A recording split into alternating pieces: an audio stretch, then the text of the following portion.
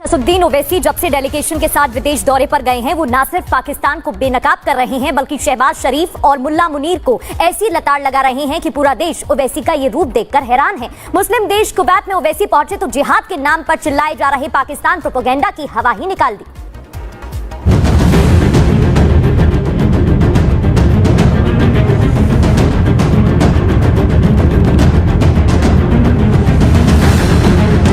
पाकिस्तान को FATF grey list में डाला गया। पहलगाम में 26 निर्दोष लोग जब से मारे गए हैं, असदुद्दीन ओवैसी ने लगता है कि अपनी सियासी लड़ाई को पीछे छोड़ दिया है और ओवैसी के निशाने पर इस समय सिर्फ और सिर्फ पाकिस्तान है। असदुद्दीन ओवैसी सबसे पहले डेलीगेशन के साथ सऊदी अरब के दौरे पर गए, फिर बहरीन गए और फिर कुवैत। इन सभी मुस्लिम देशों में जाकर ओवैसी ने पाकिस्तान की ऐसी बखिया उधेड़ी है कि पूरा देश कह रहा है कि ओवैसी तो मां भारती के सच्चे देशभक्त हैं। ओवैसी का अंदाज वही है, सख्त और बेबाक।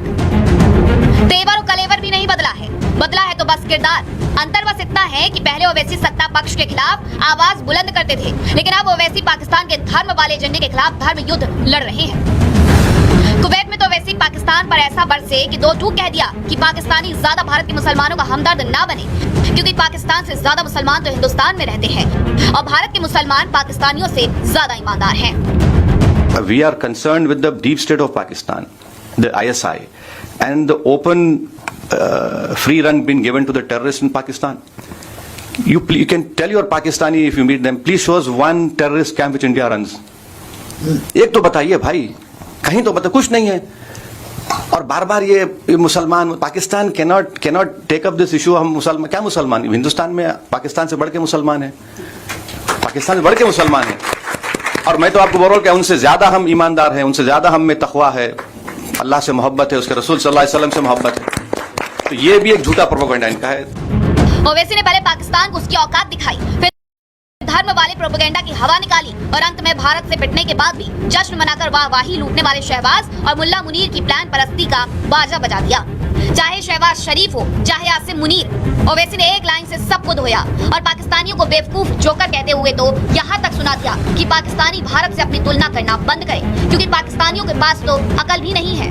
Yesterday, the Pakistani army chief had gifted a photo to the Pakistani Prime Minister Shehbaz Sharif.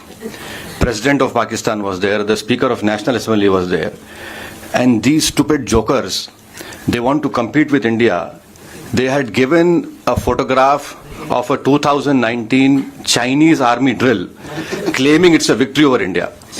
Now this is what Pakistan indulges in. They cannot even give a proper photograph. तो हम बचपने में हम स्कूल में सुनते थे कि अक्सर स्कूल में क्या होता था कि हम अच्छे पढ़ने वाले बच्चे के बाजू पे बैठता था। तो नकल करने के लिए अकल भी चाहिए, इन नालायकों को अकल भी नहीं है। पाकिस्तान को जमकर लताड़ और हैदराबादी भाईजान के शेर जैसी हुंकार को देखकर तो यही लग रहा है कि ओवैसी अपनी घरेलू सियासत को भारत में छोड़कर निकल चुके हैं अपने मूल मिशन पर, जिसके मूल में मजहब और मुसलमान नहीं बल्कि 100% राष्ट्रवाद है। ओवैसी का ये रूप देखकर तो आज पूरा देश कह रहा है कि ओवैसी की राजनीतिक विचारधारा भले ही अलग हो, कई बार भले ही उनकी विचारधारा और पार्टी का एजेंडा दूसरे लोगों की विचारधारा से मेल न खाता हो, लेकिन इसमें कोई संदेह नहीं कि ओवैसी सच्चे देशभक्त हैं और देशभक्ति की भावना उनके दिल में फूट फूट कर भरी है। Bureau report.